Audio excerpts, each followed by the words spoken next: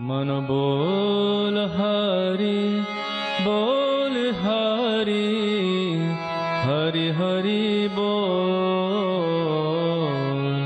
गोविंद माधव गोपाल बोल।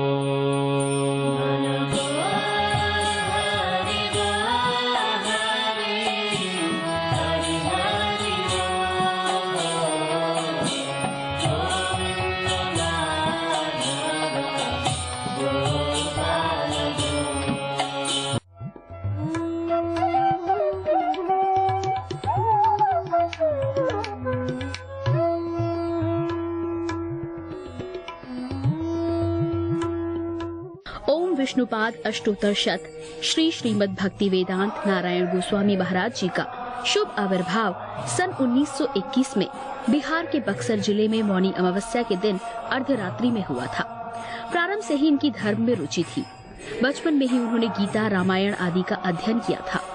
संसार से अत्यंत तीव्र वैराग्य होने के कारण 25 वर्ष की आयु में ही वे गृहस्थ जीवन त्याग कर मठ में निवास करने लगे। सन 1946 में उन्होंने नित्य लीला प्रविष्ट ओम विष्णुपाद श्री श्रीमद् भक्ति प्रज्ञान केशव गोस्वामी महाराज जी से विधिवत दीक्षा प्राप्त की तथा सन 1954 में संन्यास ग्रहण किया। मथुरा में निवास करते हुए अपने गुरु की आज्ञा तथा कृपा से अनेक ग्रंथों का हिंदी भाषा में अनुवाद किया है।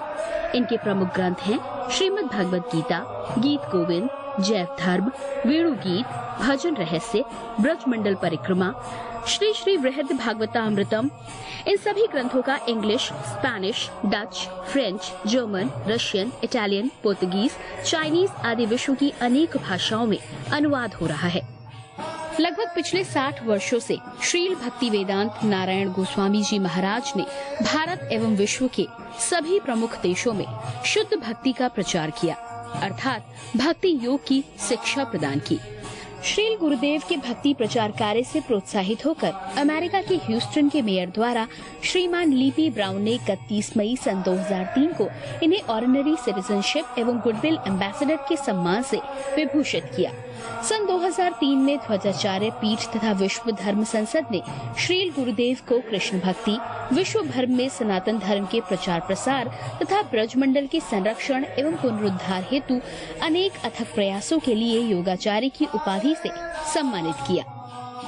इस प्रकार संपूर्ण विश्व में प्रेम धर्म का प्रचार प्रसार करते हुए श्रील भक्ति वेदांत नारायण गोस्वामी जी महाराज ने 29 दिसंबर 2010 को श्री जगन्नाथपुरी में अपनी भौम लीला को संवरण किया।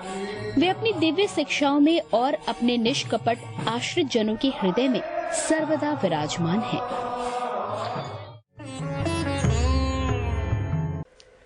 सबसे पहले मैं अपने गुरुदेव नित्य लीला प्रविष्ट ओम विष्णुपाद अष्टोत्तरशत परिवर्जिकाचार्य श्री श्रीमद् भक्ति वेदांत नारायण गोस्वामी महाराज जी के चरणों में प्रणाम करता हूँ। नित्य लीला प्रविष्ट ओम विष्णुपाद अष्टोत्तरशत परिवर्जिकाचार्य श्री श्रीमद् भक्ति वेदांत स्वामी शीला प्रभुपाद के चरणों में प्रणाम करता हूँ। अपने परम गुरुदेव नित्य लीला प्रविष्ट ओम विष्णुपाद अष्टोत्तरशत परिवर्जिकाचार्य श्री श्रीमद् भक्ति प्रज्ञान केशव गोस्वामी महाराज जी के चरणों में प्रणाम करता हूँ। आप सब भक्तों का, श्रोताओं का, दर्शकों का स्वागत। आज हम भगवद गीता के एक श्लोक उसके ऊपर चर्चा करते हैं। मनुष्य नाम सहस्रेषु कश्चिद यताति सिद्धये यतातम अपि सिद्धानाम कश्चिद माम वेति तत्वत। करोड़ों करोड़ों मनुष्यों में से, सहस्रेषु करोड़ों मनुष्यों में से इस संसार के भोग विलास में पड़े हैं सारे, लेकिन उन करोड़ों में से कोई एक इस आध्यात्मिक मार्ग में रुचि लेता है, उस सिद्धि की तरफ जाने की सोचता है। अब इस एक को भी अगर हम और करोड़ों को चुनेंगे, ऐसे जो एक एक करके और ऐसे हजारों आ जाएंगे जो इस सिद्धि आध्यात्मिक मार्ग में आगे चलना चाहते हैं। उनके उनमें भी कोई विरला मेरे को तत्व से जानता है। कहने का मतलब यह है, कई हो गए इस संसार के भोग विलास में कर्मी, अपने कर्म करते हैं, अपने कर्म करे हुए फल को खाते हैं, सोते हैं, खाते हैं, पीते हैं, ज्यादातर तो यही है। और कुछ हैं जो उस ज्ञान में आ जाते हैं कि ये संसार झूठा है, इस संसार में ये शरीर झूठा है, एक दिन छूट जाएगा, ये सगे संबंधी छूट जाएंगे, और इस संसार में जो प्रेम दिया, जो इस संसार में संबंधियों की सेवा करी, एक दिन ये सब छूट जाएगा। तो वो असंतुष्ट होके एक ऐसा सिद्धांत बनाते हैं, वो कहते हैं ये संसार झूठा है, अहम ब्रह्म अस्मि, मैं सत्य हूं, उस सत्य में जाके मिल जाऊंगा। ये संसार झूठा है, अहम ब्रह्म अस्मि, वो ब्रह्म है, वो सत्य क्या है, वो एक ब्रह्म है, एक लाइट है, उसमें जाके मैंने मिल जाना है। ये हो गए ज्ञानी लोग। कुछ है परमात्मावादी, वो अपनी योग सिद्धि से भगवान को अपने हृदय में पहचानते हैं और भगवान के दर्शन परमात्मा के रूप में शंख चक्र गदा और पद्म पकड़े हुए परमात्मा के दर्शन भी कर लेते हैं। इनसे भी आगे कोई एक विरला, भगवान कहते हैं तत्वतः, सच में ही मेरे तत्व को कोई एक करोड़ों करोड़ों में से मुझे पहचानेगा। इस श्लोक का यह मतलब है। पहले तो हो गए कर्मी जो इस संसार के भोग विलास में, उसके बाद ब्रह्मवादी जो ब्रह्मवादी हैं, और उसके बाद परमात्मावादी। लेकिन भगवान कहते हैं कि मेरे को तत्व से पहचानने वाला कोई एक विरला होगा। बहुनाम जन्मनाम अन्ते ज्ञानवान माम प्रपद्यते, बहुत जन्मों के बाद ऐसे कोई ज्ञान में आता है। वासुदेवम सर्वमिति, वसुदेव स्वयं कृष्ण सब कारणों के कारण है। वासुदेवम सर्वमिति, स महात्मा स दुर्लभा, ऐसा महात्मा बड़ा दुर्लभ है। इस संसार में हमने सेवा करके देख लिया, इस संसार में हमने ये शरीर देख लिया, छूट जाते हैं, जिनके साथ संबंध रखते हैं वो टूट जाते हैं, इसलिए संसार झूठा, ये संबंध झूठे। तो क्या है, सेवा की वृत्ति जो है बेकार है, हमें दुख देती है, तो सेवा छोड़ो, हम उसमें मिल जाएंगे, हम ही वो बन जाएंगे, अर्थात सेवा नहीं, हम ही भगवान बन जाएंगे। इसको कहते हैं ब्रह्मवाद।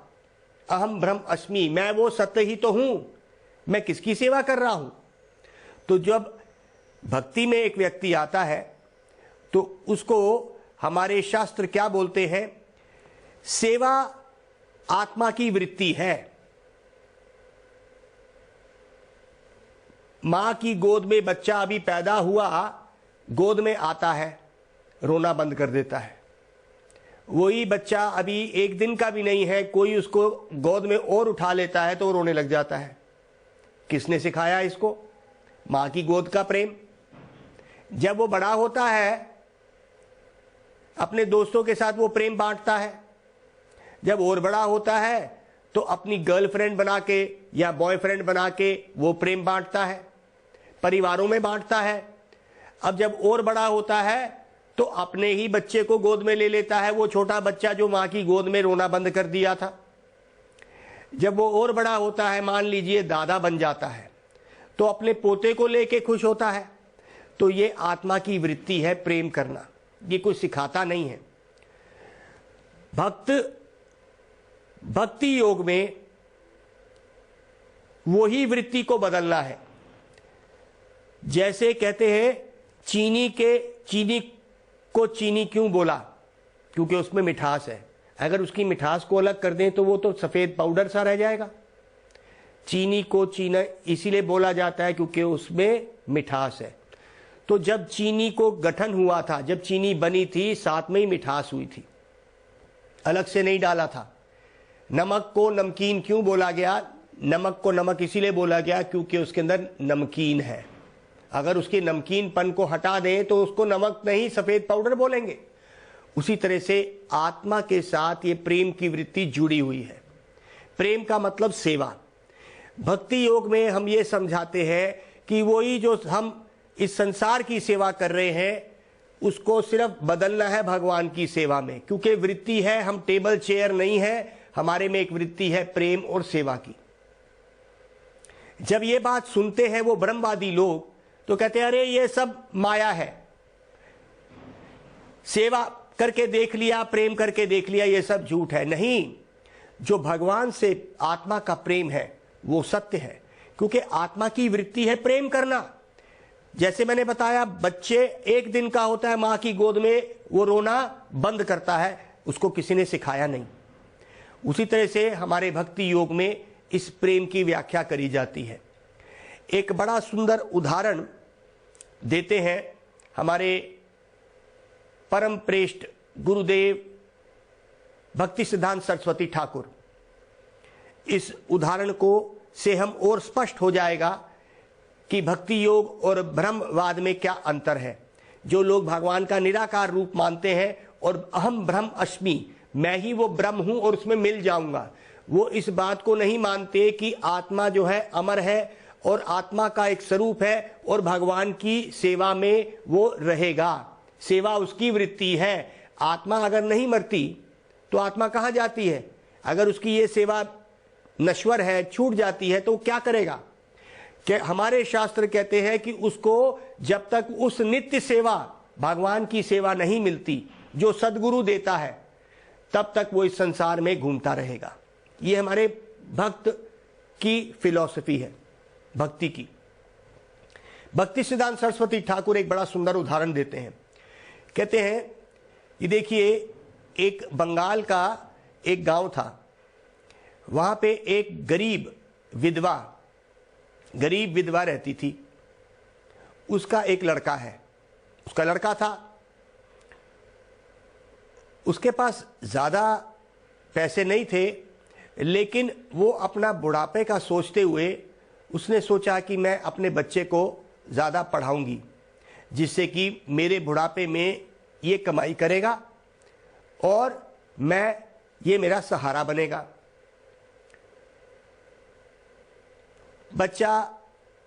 बच्चे के लिए खास ट्यूशन भी घर में करवाई।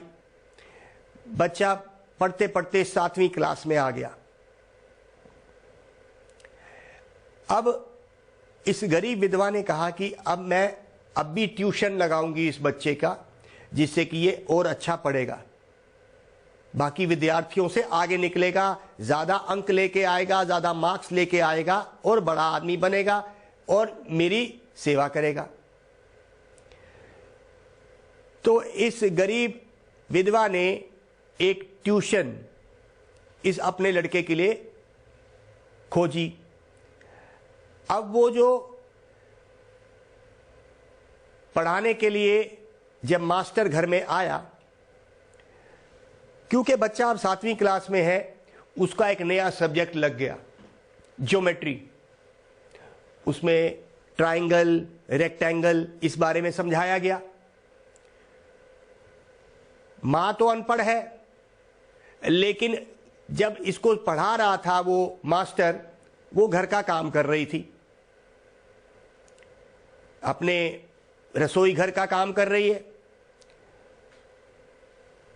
मास्टर ने शुरू किया, बच्चे को बोला, देखो मान लो एक त्रिकोण मतलब ट्रायंगल है, मान लो ए बी और सी, ये त्रिकोण जो ट्रायंगल है ये मान लो। तो बच्चे ने दोबारा उसी बात को दोहराया, मान लेते हैं ए बी सी एक ट्रायंगल है, एक त्रिकोण है। जैसे ही ये ए बी सी शब्द सुना,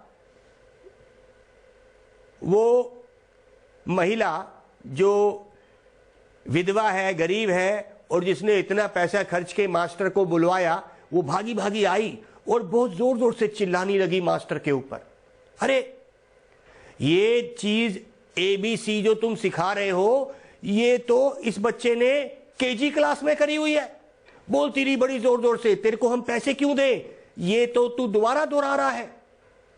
उसने उस मास्टर की बात ही नहीं सुनी और उसको बाहर निकाल दिया। अब आप बताइए, क्या मास्टर गलत सिखा रहा था? जैसे ही एबीसी उसने सुनी, क्योंकि बच्चा तो जब केजी क्लास में था एबीसी पढ़ रहा था, आज भी बच्चे ने वही एबीसी बोला, लेकिन उसके पीछे क्या बोला या आगे क्या बोला उस विधवा गरीब को नहीं पता, क्योंकि वो तो अनपढ़ है। उसी तरह से ब्रह्मवादी लोग हैं। क्या ब्रह्मवादी क्या कहते हैं? अरे हमने इस संसार में बहुत सेवा और प्रेम करके देख लिया, सब झूठ है। अब अगर आध्यात्मिक में भी आके वही प्रेम और सेवा की बात करेंगे, हम नहीं मानते। और वो क्या बोलते हैं? अहम ब्रह्म अस्मि, हम वही हैं, उसमें जाके मिल जाएंगे। ये प्रेम और सेवा की जो बातें हैं ये माया है। आप इसका मतलब समझे कि उनका ज्ञान अपूर्ण है। गरीब विधवा का ज्ञान जिस तरह अपूर्ण है, एबीसी जो बच्चे ने केजी में पढ़ी थी, वो वाला एबीसी नहीं। एबीसी बोला गया लेकिन एक ज्योमेट्री में इस्तेमाल करा गया। बड़े बड़े जितने भी किताबें लिखी जाती हैं इस एबीसी के ऊपर ही तो आधारित है। लेकिन कम ज्ञान की वजह से वो जो महिला है, जो क्या है, विधवा है, गरीब है, अनपढ़ है, और जब उसको इस बात का पता चला, 7वीं क्लास के बच्चे को भी एबीसी करा रहा है मेरा, जिस मास्टर को इतना पैसा दे रहे हैं, ये झूठ है, ये गलत है। नहीं, यहीं पे ही ब्रह्मवादी लोग अपने कम ज्ञान की वजह से भूल जाते हैं। आत्मा की वृत्ति है प्रेम करना, प्रेम सेवा में बदल जाता है। हम जिसको प्रेम करते हैं उसकी सेवा करते हैं। लेकिन क्योंकि अब हम अपने आप को शरीर समझ के इस संसार में प्रेम दे बैठते हैं, पत्नी के साथ प्रेम, बच्चों के साथ प्रेम, लेकिन क्योंकि ये भौतिक स्तर पे है, शारीरिक स्तर पे है, इसीलिए ये हमें आखिर में दुख देता है। मान लीजिए पति पत्नी में बहुत प्रेम है, एक दिन तो ये टूट जाएगा। वही पत्नी छोड़ के चली जाएगी, मृत्यु हो जाएगी, पति की मृत्यु हो जाएगी। वही पति जो प्रेम करता था वो एक दुख का कारण बन जाएगा ना। वही बच्चे जो आज हमारे साथ खेलते हैं कल हमसे अलग होके हमसे लड़ बैठते हैं। हर घर की कहानी है। तो हम ये नहीं कि प्रेम गलत था, हमने गलत जगह प्रेम लगा लिया। आत्मा की वृत्ति है प्रेम करना, इसलिए तो बच्चों से प्रेम किया, इसीलिए माँ बाप से प्रेम किया, इसीलिए पत्नी से प्रेम किया। ये वृत्ति है हमारी, उसके बिना हम नहीं जी सकते। लेकिन क्योंकि ये प्रेम इस जगत में झूठा है, ज्यादा दिन नहीं रहता है, वो प्रेम नहीं, काम वासना है, लेन देन के सौदे हैं। इसीलिए कहते हैं कि वो प्रेम जब भगवान के चरणों में लगता है वो शुद्ध प्रेम होता है। इस बात को समझेंगे। भक्ति सिद्धांत सरस्वती ठाकुर इस उदाहरण से समझा रहे हैं। कहते ब्रह्मवादी लोग अपने आप को इतना दूर कर लेते हैं, वो कहते हैं कि ये प्रेम ही झूठा है। ये बात ठीक है, लेकिन इसका ये मतलब नहीं कहीं सच्चा प्रेम नहीं है। इसका ये मतलब नहीं कहाँ सच्चे संबंध नहीं है। संबंध सच्चे भी हैं और प्रेम सच्चा भी है। भगवान के धाम का प्रेम सच्चा है और वहां पे हम भगवान के साथ ये प्रेम का संबंध रख सकते हैं। भगवान के साथ संबंध 5 तरह से रखा जाता है। शांत, दास से साख्य, वात्सल्य और मधुर। भगवान के दास भी हैं वहां पे, आज भी वो लीलाएं चल रही हैं। आज भी सखा लोग कृष्ण के साथ गैया चराने गोवर्धन में गए। आज भी इसीलिए कहते हैं उन लीलाओं का स्मरण कैसे हो। क्या आज भगवान है या नहीं? हमने किसी अस्पताल में एक लेक्चर दिया तो मथुरा में, उन मथुरा वासियों में कुछ नर्स थी, कुछ डॉक्टर थे। हमने पूछा देखो क्या कृष्ण आज है या वो नहीं है? तो किसी मथुरा की नर्स ने बोला नहीं, कृष्ण मर गए। हमने कहा ओह, भगवान मर गए हैं क्या? ये अपूर्ण ज्ञान है। आज भी कृष्ण गौचारण करके गोवर्धन की तरफ जा रहे हैं। अगर कृष्ण या भगवान मर गया तो उसमें और हमारे में क्या फर्क है? न हम प्रकाश सर्वस्य योग माया समव्रता मूढ़ो यम न अभिजानती लोको माम अजाम अव्ययम परम भावम अवजनान्तो माम भूता महेश्वरम। न हम प्रकाश सर्वस्य योग माया समर्वता मूढ़ो, मूढ़ मतलब कम बुद्धि वाले, कम बुद्धि वाले मुझे नहीं समझते सकते। परम भावम, मेरे इस शरीर के परम भाव को। हमारा शरीर 6 विकार दिखाता है। ये पैदा होता है, ये बड़ा होता है, ये बच्चे और परिवार करता है, उसके बाद ये ढलना शुरू होता है, बूढ़ा होता है और ये मर जाता है। ये 6 विकार इस शरीर में है, क्योंकि ये शरीर पंच तत्व का बना है। भगवान का शरीर 5 तत्वों का नहीं बना, इसलिए भगवान ने बोला परम भावम, मेरे इस शरीर के परम भाव को तूने नहीं पहचाना। न हम प्रकाश सर्वस्य योग माया समव्रता, मैं सबको अपना शरीर कैसा है क्या है मैं सबको नहीं प्रकाशित करता। योग माया समर्वता, मैं अपनी अंतरंगा शक्ति से एक व्यक्ति को माया में डाल देता हूं, उसके बहिरंगा शक्ति में रख देता हूं।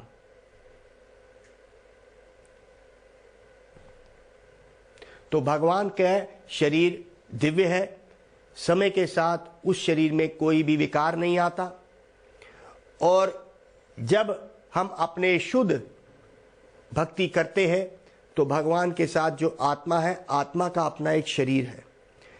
आज अगर हम भगवान के धाम जाते हैं तो वो दिव्य शरीर में जाएंगे। ये 5 तत्व का शरीर ये यहीं रह जाता है, आत्मा का अपना एक शरीर है। जैसे जैसे भक्ति हम करते हैं वो शरीर बनता चले जाता है, वो दिव्य है।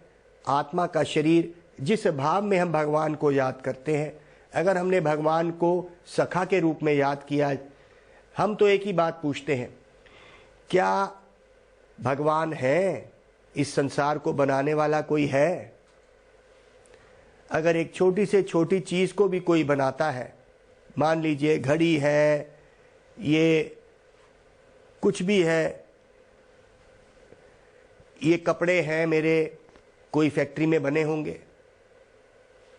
ये मेरे ऐनक है, ये किसी जगह पे बनी होगी, अपने आप तो नहीं आ गई। उसी तरह से इस संसार को कोई बनाने वाला है। ये चांद, ये सूरज, ये तारे, ये संसार को कोई बनाया है और कितनी अच्छी तरह चला रहा है कि लगता है अपने आप चल रहा है। अगर वो इस संसार को बना सकता है तो क्या सिर्फ उसके अंदर भगवत्ता है, सिर्फ बनाना है और हम उसको हाथ जोड़ के उससे मांगे कुछ, बस यही है? कि क्या उसके अंदर कोई प्रेम भी है? यहाँ पे मायावादी, ब्रह्मवादी, परमात्मावादी अलग हो जाते हैं, भक्त लोग अलग हो जाते हैं, कहते नहीं नहीं, उस भगवान में कुछ प्रेम नाम की चीज भी है। आज भी वो गैया चराने जाता है, अपने यशोदा माँ से वो बंध भी जाता है प्रेम में।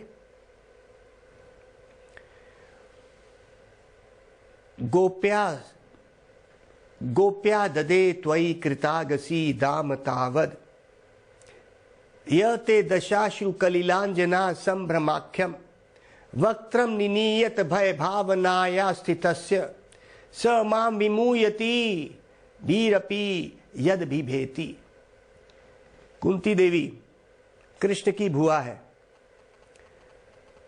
वो कहती है, जब मुझे ये खबर मिली, क्योंकि वो हस्तिनापुर में रहती हैं और यशोदा माँ की जितनी भी लीलाएं कृष्ण के साथ हुई उनको कभी कभी खबर मिलती थी।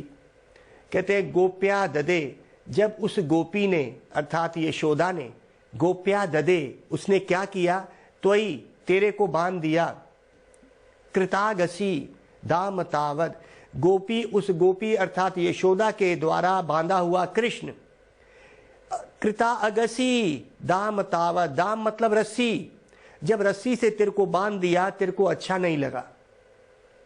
यह ते दशाश्रु कलिलांजना, जो सुबह माँ ने कलिलंजन अंजन लगाया था, तेरे को सुंदर बनाया था वो कृष्ण, और जब तूने मटकी फोड़ दी, मटकी तोड़ दी, तो उसी यशोदा ने तेरे को जब बांधा तो तू रो पड़ा। य ते दशाश्रु कलिलांजना संभ्रमाख्यम वक्त्रम निनीयत। वक्त्र मतलब जब तू मुंह नीचे करके डर गया, निनीयत भय भावनाया, तेरे भय भाव से जब तू डर रहा था। स माम विमूयति, जब मैं इस बात को सुनती हूं तो मैं मोहित हो जाती हूं। मुझे समझ नहीं आता ये कैसे हो सकता है, क्योंकि कुंती ने हस्तिनापुर में और कुरुक्षेत्र की जो लड़ाई हुई थी, जहां पे करोड़ों करोड़ों लोगों को कृष्ण ने अपनी अर्जुन से मरवा दिया, जब इतनी शक्ति देखी कुंती देवी ने तो वो मान गई कि ये भगवान है, ये भगवान ही हो सकता है और कोई नहीं करा सकता। लेकिन जब उन्होंने वृंदावन की इन लीलाओं को सुना तो कुंती देवी ने प्रार्थना किया कि प्रभु, इन बातों को सुन के मैं बिल्कुल मोहित हो जाती हूं, कंफ्यूज हो जाती हूं कि ये तू नहीं कर सकता, कैसे बंध सकता है वो? एक गोपी से उसके साथ रस्सी से कैसे बंध गया और तू कैसे रोया? ये मैं नहीं मान सकती। यहां तक कि कुंती देवी नहीं मानती। ब्रह्मा और शिव की बातें तो छोड़ो, स्वयं कृष्ण को भगवान मान लिया कुंती ने, और जब इस बात को सुना कि उसको रस्सी से बांध दिया यशोदा ने, कुंती ने नहीं माना। कुंती अपनी प्रार्थनाओं में, श्रीमद् भागवत की प्रार्थनाओं में कह रही है कि मैं ये नहीं मान सकती, क्योंकि तू तो त्रिलोकीनाथ है। तेरे को मैंने देखा किस तरह भीष्मदेव को तूने पिछाड़ दिया, किस तरह से दुर्योधन को, बड़े बड़े कर्ण को, बड़े बड़े योद्धाओं को तूने अर्जुन से मरवा दिया, तूने अपनी ताकत से। तू भगवान है। वो मान गई। जब वो इन बातों को मान गई तब ब्रह्मा और शिव भी नहीं माने, वो मान गए कि भगवान भगवान है। तो कुंती देवी ने जब इस बात को सुना, वृंदावन की उस लीलाओं को, वो नहीं मानी। उसने कहा स माम विमूयति, मोहित हो जाती हूं मैं इस बातों को सुन के, जो त्रिलोकीनाथ है, इतनी बड़ी कुरुक्षेत्र की करोड़ों सेनाओं को खत्म कर गया, ये भगवान है। लेकिन यशोदा मां की उस प्रेम की लीलाओं को नहीं समझ सके शिव जी, नहीं समझ सके ब्रह्मा जी, मोहित हो गए। इसीलिए हम भगवान का भजन करेंगे तो उन लीलाओं में प्रवेश कर सकते हैं। इसलिए प्रेम से आप मेरे साथ बोलेंगे, हरे कृष्णा कृष्णा कृष्णा हरे हरे, हरे राम राम राम हरे हरे। तो प्रेम से जब हम पुकारेंगे उसको, क्या भगवान के कान हैं? लेकिन उसके कान हमारे जैसे नहीं हैं। हम यहां से थोड़ा सा दूर भी चले जाएंगे तो अपने प्रेमी की बात नहीं सुन सकेंगे। अपनी आवाज, कोई आवाज हमारा नाम भी पुकारेगा तो हम नहीं सुन सकेंगे। कृष्ण के कान ऐसे हैं कि वो कहीं भी सुन सकते हैं। कृष्ण की आंख ऐसी है कि वो कहीं भी देख सकती है। हम पीछे नहीं देख सकते, हमारी इंद्रियां हमारे बहुत लिमिटेड है। कृष्ण की इंद्रियां, सब इंद्रियों का कार्य कर सकती हैं। वो कान से देख भी सकते हैं, आंख से खा भी सकते हैं। इसीलिए आप सब भक्त लोग अगर पुकारेंगे तो प्रेम से पुकारेंगे। कृष्ण जहां भी होंगे वो सुन सकते हैं, उनके कान ऐसे हैं, वो कहीं से सुन सकते हैं, वो सब कुछ देख सकते हैं। तो कहते हैं भाई उससे कुछ नहीं छुपा। इसलिए आप प्रेम से पुकारिए, वो सुन रहे हैं। मेरे साथ बोलिए, हरे कृष्णा कृष्णा कृष्णा हरे हरे, हरे राम राम राम हरे हरे। गौर प्रेमानंदे हरि हरि बोल। मन बोल हरि हरि हरि बोल। गोविंद माधव गोपाल बोल।